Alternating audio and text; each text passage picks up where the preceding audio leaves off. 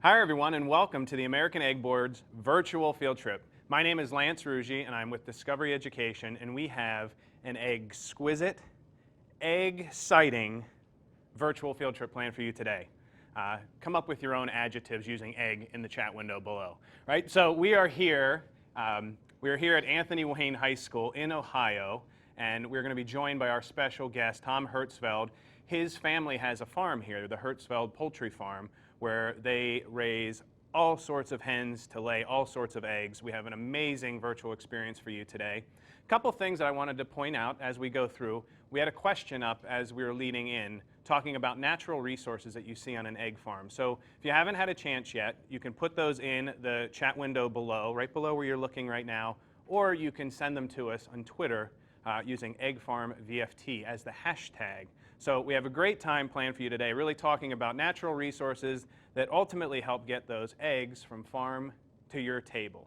So before we dive in, I just want to thank all of the folks here at Anthony Wayne High School for being such generous hosts. This is actually the place where Tom and his family went to high school, and we're going to bring him out here in just a second to talk about his farm and the whole process and answer a ton of your questions.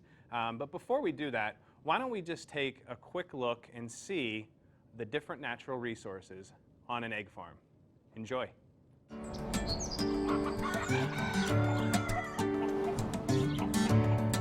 When you go to the store to buy eggs, you probably don't think about where they came from. But there's a lot of hard work that goes into getting the freshest, highest quality eggs from the farm to your table. Producing eggs also requires something you may not even think about: natural resources. What are natural resources? Natural resources are anything we get from the environment, like sunlight, air, soil, water, and plants. And farmers use natural resources to make the food you eat every day. There are many kinds of natural resources. One example is water. We use water resources to drink, wash, prepare food, and clean things. Another example of natural resources are things that provide energy, including oil, natural gas, wind, moving water, and the sun. What natural resources do you think egg farmers need to produce the eggs you eat?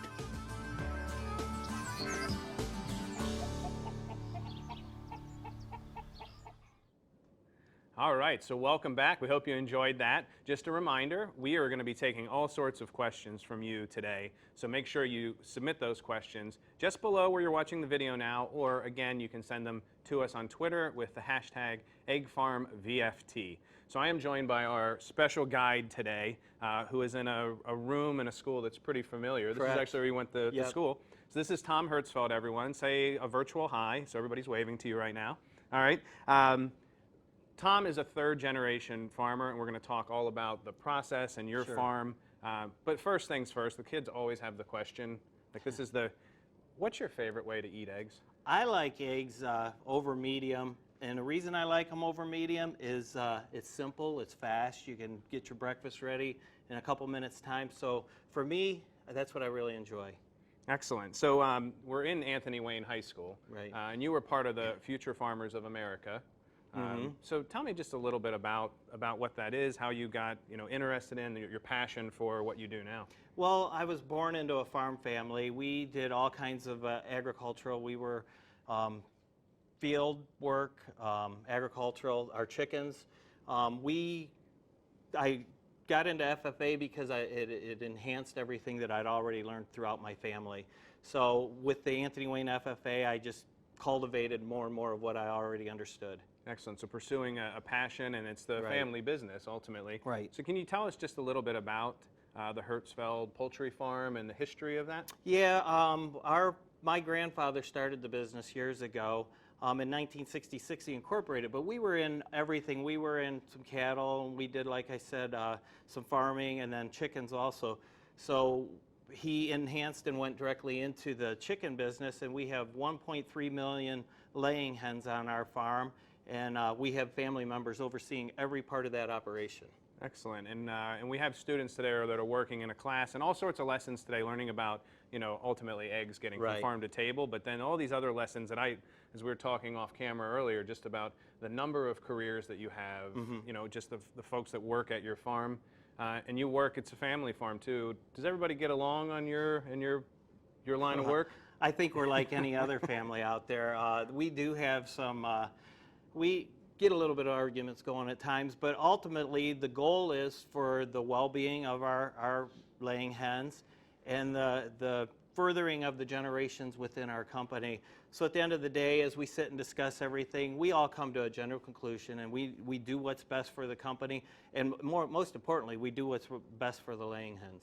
Excellent. So why don't we go and take some questions? Just a quick reminder again for those of you that might have just joined us a minute or two late. You can tweet us at EggFarmVFT, send your questions in, or you can just submit them right on the screen below where you're watching right now. So should we take some questions? Sure. All right, so questions from all over the place. This is a fantastic day here. We're going to start with one from way down in Florida. So Brad, Coral Park Elementary, thank you for your question. Wants to know what inspired you to be a farmer. And I know you talked about the family connection, but anything to add to that? Oh, I think being born into the family business and farming, I just wanted to enhance everything and Feed America, put a valuable product on the table, value added. Well, and I think that's one of the interesting things too, is that ultimately, I mean, the eggs that your hens lay, right? Like the kids in this school are Right. eating those eggs every day. We just try to make it affordable, safe food for everyone out there. And I think I have a passion for that as well as our family. Excellent. All right, great question. So keep them coming. Next one, Trinity School in Texas wants to know, how many employees do you have on your farm? We have approximately 80 to 85 employees. In the summertime, we may have a few more to do a lot of the groundskeeping and everything. But overall, we're right at 80 to 85, and many of those are family members that work right on our farm on a everyday basis. All right, so 80 to 85 family members and other employees. Did we talk about, I don't remember if the kids, we had asked, how many chickens, how many hens? We have 1.3 million laying hens. 1.3 million hens, 80 to 85 employees. Correct. So today's a special day we're going to talk about later. It's a math-related day in addition to being our awesome virtual field trip. Yep. So we're going to make a few math connections. I challenge the kids out there watching. You can tweet it to us or put it in the chat window below. What's the ratio of employees to the number of hens on Tom's farm?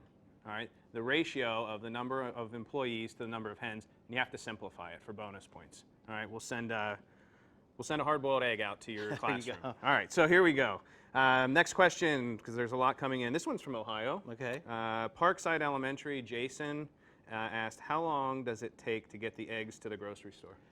That's a great question. On our farms, the new technology in the farms today, the eggs are gathered every day. The eggs come in every day, and they're washed, packaged, and then we usually get them to the store within 1 day to 72 hours, which would be 3 days. And it also goes back to where they are being delivered. Locally here, right here around Anthony Wayne High School, we get them there on sometimes the same day or the next day. And depending on where they have to go, it might be the 3-day period, but usually it's 1 to 3 days on most of the product that we ship from our facility. Okay, and related question, Shoals Igo, I hope I got your name right, Foxborough, Massachusetts, wants to know, what's your favorite part of the overall process of your everyday work, of all the things from laying the eggs to getting them into the stores? What's your favorite part? It's all interesting, the production side of it with the laying hens and all, but my passion is with the processing end of it, watching the eggs come through. They get washed, they get sized, they get graded. They go into the packing stations and they get packed up, and then they push through into the carton where they're cased up, and then ultimately we put them on refrigerated vehicles and watch them ship to the store. And I like just watching the end process, the success that our company has achieved at that point. Excellent. So great questions. Keep those questions coming. We're going to take a look right now at the question we asked you earlier about natural resources. So let's see. What natural resources on a farm? And we had tons of answers. Somerville, South Carolina, water. We had soil, sunlight. Lewisburg, North Carolina said sunlight as well. So we got a few of them. Are those correct? Are we missing any? Well, there's the plants. There's the natural resources that drive the energy, because we use a lot of energy within our farm operations to power all the machinery that we have and to power the feed carts and everything that we use. So, Right, and they're looking right now at Yeah. this graphic here, so the kids watching it, you got wind power. right, and the plants that we grow our corn, wheat. So quite a few natural resources involved in our everyday operations. And ultimately, too, I guess the plants and the soil connected to the plants, all of that, it becomes feed for the Sure. hens, who are the number one natural They resource. are our number one natural resource. All right, so let's see. We're going to get some more questions. Reminder, put them in the chat window, tweet them to us, Egg Farm VFT. We have so many great questions coming in, but why don't we go to the stars of the show? Okay. And your most valuable natural resource, the hens. All right. Let's go out to the hen house and take a look.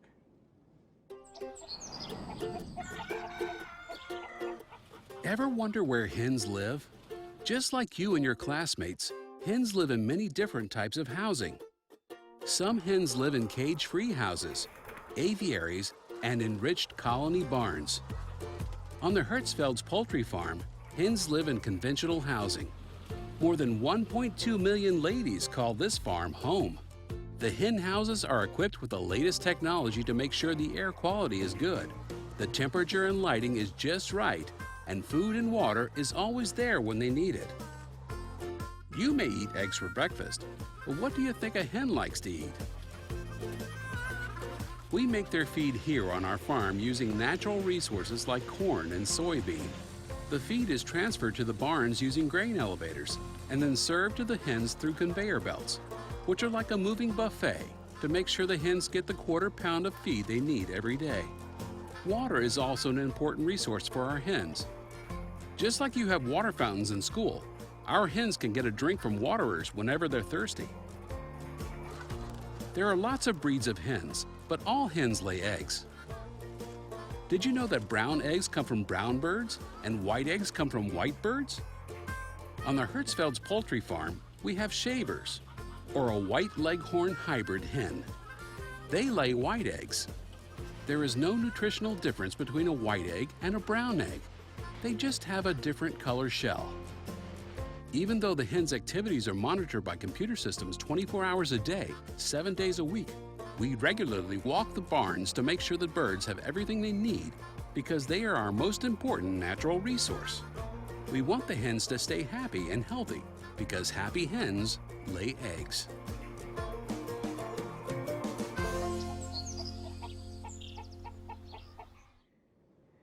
All right, so welcome back. We hope you enjoyed that. And thank you to the students who continued to submit those natural resources. We had a couple more added in. Sacred Heart School in Lancaster got a really important one. They talked about manure. Oh, yeah, right. And hi, Lancaster, Pennsylvania. You're about 30 minutes from where I live in Mechanicsburg, Pennsylvania. I'm not playing favorites. I'm just reading them off of here.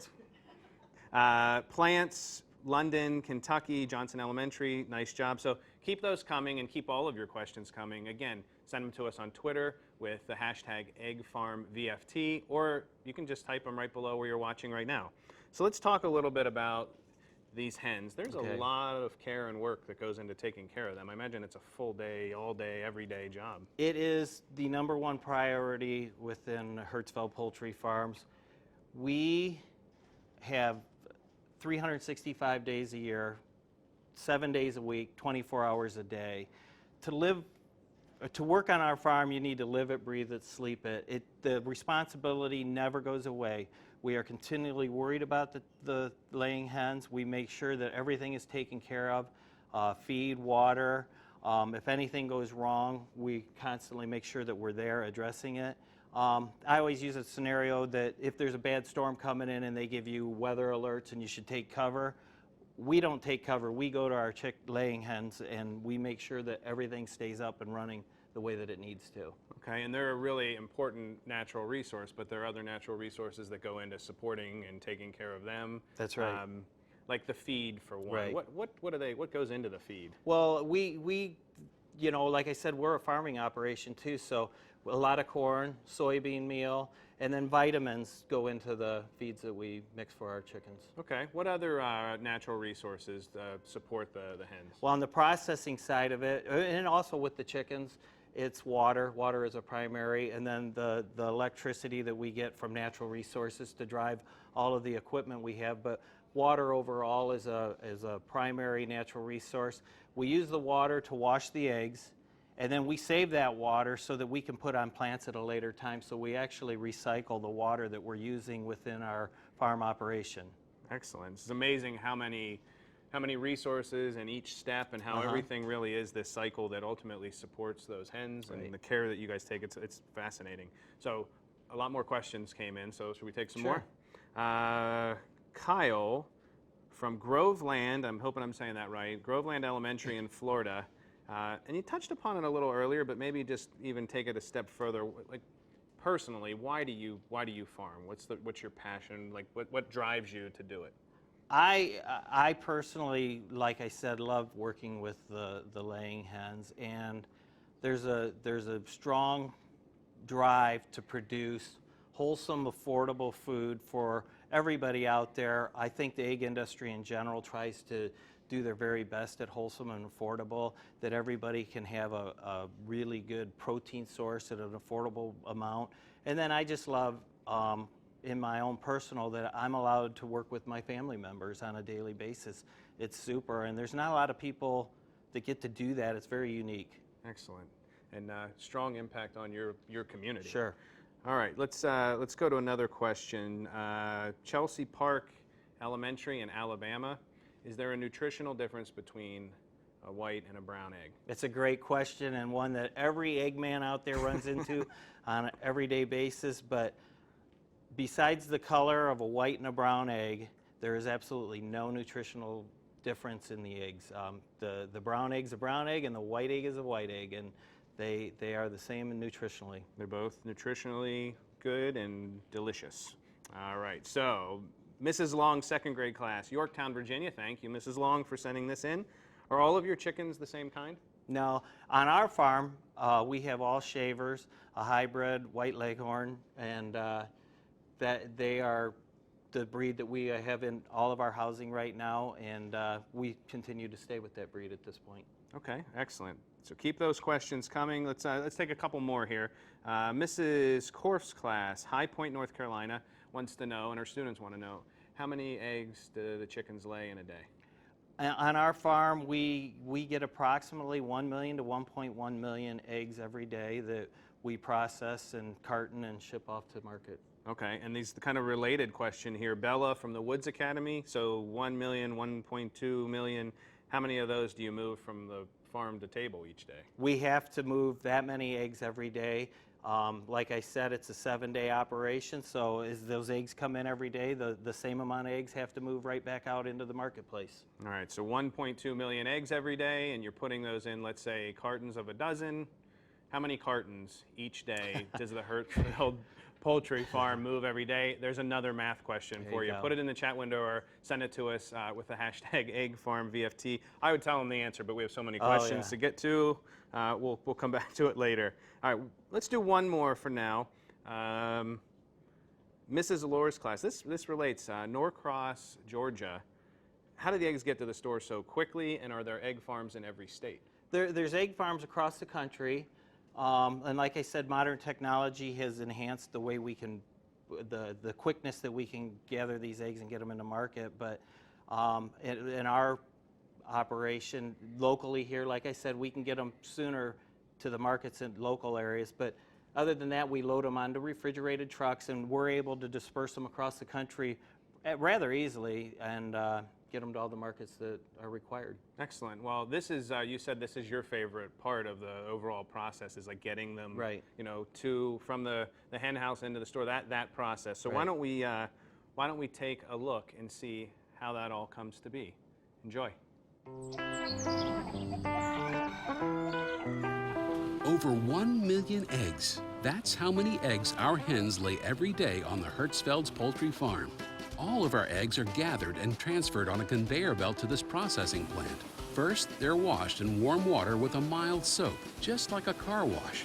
Next, a machine grader examines the shell using a technique called candling to look inside of the egg to make sure the egg whites are thin and firm and the yolks are high and round. Then, machines weigh the eggs to determine the size, and then they are packaged by size to be delivered to grocery stores within 3 days. Eggs travel from the hen house through the wash, grading, and right into the cartons without anyone ever touching them. The only person who handles any eggs is a USDA inspector who uses the candling process to check for cracks and look inside the eggs to make sure each egg meets quality standards. Hertzfeld's poultry farm uses technology like computerized washers and graders to process eggs more efficiently, so we can use less natural resources like water and energy. Natural resources are one of the most important parts in making sure high-quality eggs get from the farm to your table.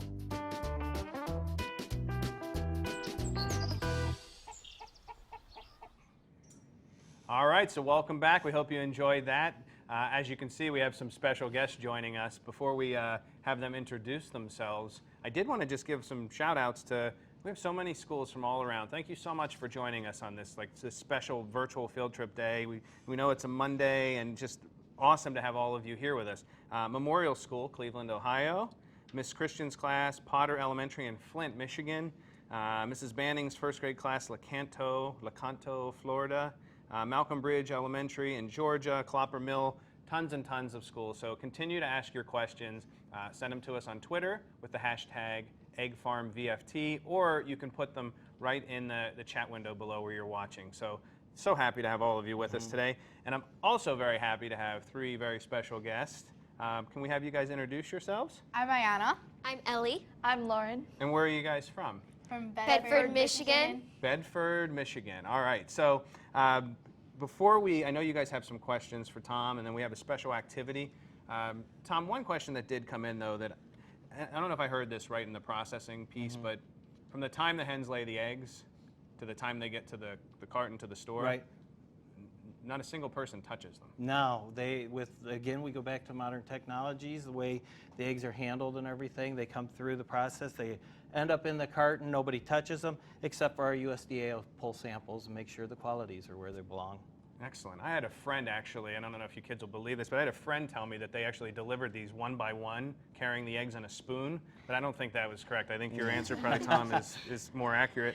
I'll have to talk to him about that. So, you guys have some questions that you want to ask Tom on behalf of some students? Yeah. Okay. Miss Paulson's class of North Ridge Elementary School in Raleigh, North Carolina wants to know, we're assuming that egg production increases dramatically before Easter. What is the percentage of increase? There's not really a percentage of increase. Chickens are laying eggs every day of the week, so we just keep running those eggs through, get them into the grocery store. The grocery stores may order a little bit quicker, but the production is always there. And like I said, the chickens lay eggs every day, so we just keep producing them and put them into the market. Excellent. How about Ellie? Do you have a question? Mrs. Lovelace's second grade from Pinnacle Elementary in Rutherford, North Carolina wants to know, how do you keep the eggs from cracking? Again, the shaver bird that we have, they've been, they've been raised that they can produce a more solid shell, and then with technology it brings it up. And the eggs, though, we do a lot of them. They're handled very slowly and gently, and even though it's a fast process, they do it in a gentle process. And Tom, the connection to natural resources, their food has something to do Right, with... what we feed them, we keep enough stuff in them that the shell is hardened. Excellent. Great question. Another question? Madison Elementary School wants to know, how do you use water on your farm? We use water for a lot of reasons. The chicken needs water every day, and we make sure water is continually in front of the chicken. And then a big process is washing our eggs. We run all the eggs through water, wash it, and then we save that water, and like I said, and we put it on the plants in the field. But between the chickens drinking the water and the process of washing the eggs, we use a good amount of water. And that's become more efficient over time. That's right. Over the years, a study has been done from 60 years ago to today. The egg industry uses 36% less water than it did years ago. Excellent. All right, well, great questions, and we're going to have time for more questions, so make sure, one more time I'm going to remind you, EggFarmVFT is your hashtag, or just type them right in there on the screen because we want to get a few more questions. But we're going to shift gears slightly because today is a special day. In addition to being our American Egg Board Virtual Field Trip Day with Tom and the folks here at Anthony Wayne High School and our lovely special guest, it's also another day that you guys are celebrating. Today is what day? Pie Day. Today's Pie Day, right? So we have some pies and we have an activity to kind of make a connection between eggs going from the hen house to your table and making a math connection. So, Tom, it's been a while for me. Do you remember what pie? I think we better let the girls answer this one. All right, so girls in unison, let's see if you know. What is pi? 3.141592653. Wow. That sounds good to me. I think Yeah, that's correct. me So too. you guys let us know if they got it right. That's really, really good. So that's what it stands for. What actually is it, though? It's used in math for the circumference or the area of a circle. So for the circumference of a circle. So we have an activity. You guys can try this now, or you can try it later today and celebrate Pie Day with us. And it doesn't just have to be a pie. With a pie, we can use any cylinder, right? Any circle. So we could use a vase.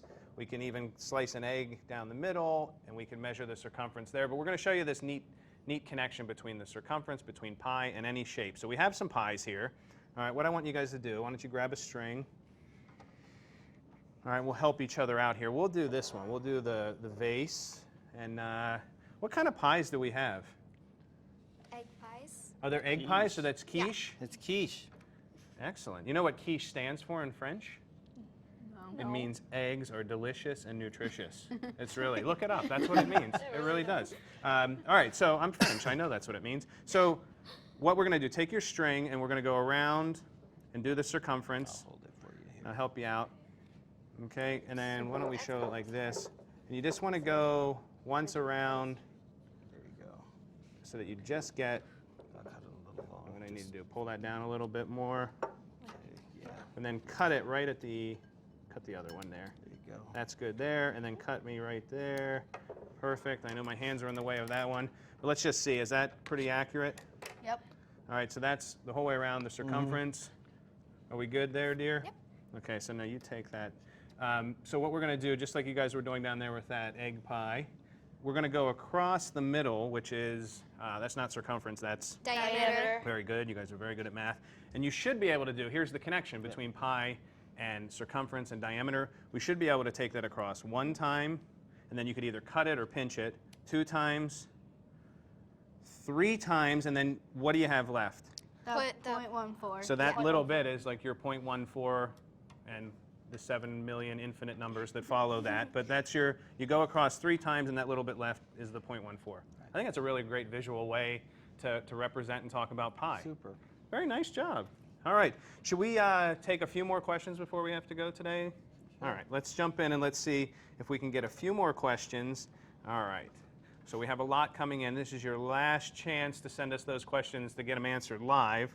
All right. Let's see. Let's do maybe 3 or 4. I think we have time for that. Oh, this is a good one. Does there have to be a certain climate to lay eggs? And that came in from both Mrs. Ambrose's class in Belverdin, Pennsylvania, as well as Mrs. Rearick's 3rd grade in Pleasanton, California. So certain climate to lay eggs?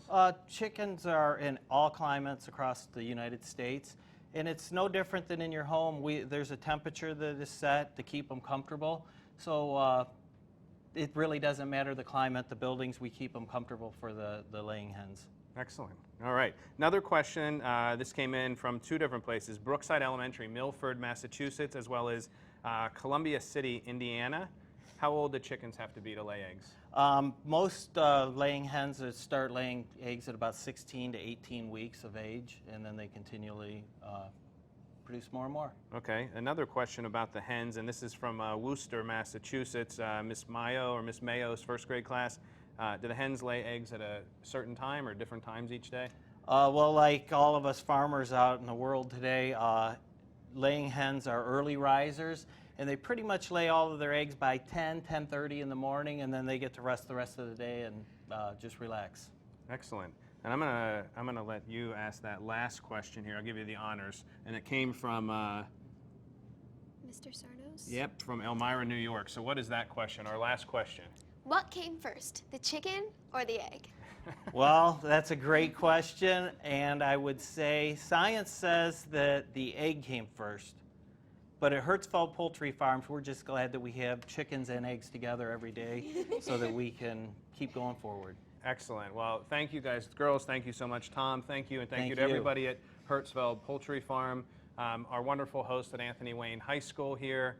It's just been a, well, It's been a pretty excellent virtual field trip, Very don't you much think? so. Yes. All right. It never gets old. So what I'd like you guys to do to continue this and learning more about how eggs get from the farm to your table, you can go to educationstation.discoveryeducation. It's a mouthful, and you'll see it right there on your screen. Go there for resources, lesson plans, and just to continue learning more.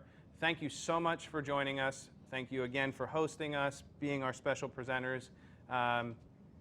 See you soon. Check out the website, and good pie. Goodbye.